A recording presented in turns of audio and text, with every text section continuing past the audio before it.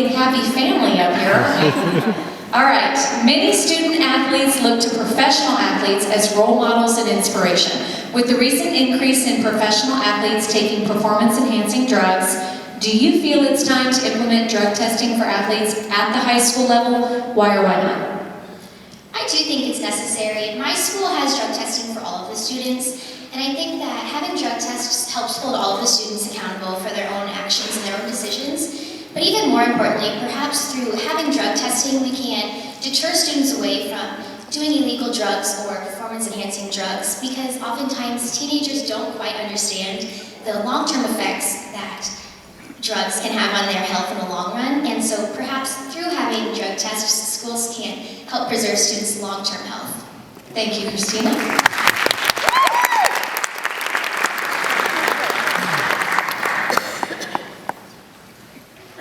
All right, your question comes from Jefferson City, Brooke Wingy, and she asks, if you could pick one disease to cure, what would it be and why?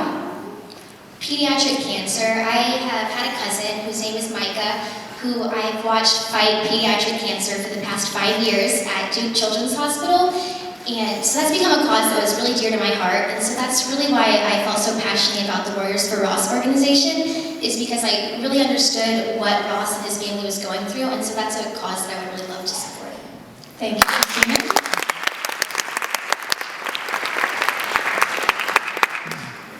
Your question comes from judge number 5, Mallory Landry. There she is. Hello. If someone were to write a book about you, what would they call it and why?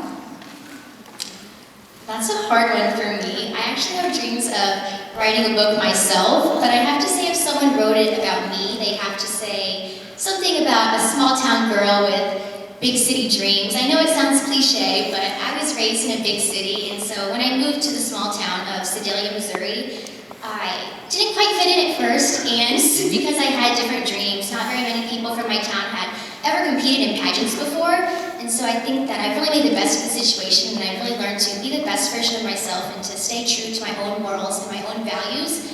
And luckily, I found a great group of friends who supports me, but I do think that's something that I am known for around the town, is for being a leader in my community, for having my own goals and my own dreams.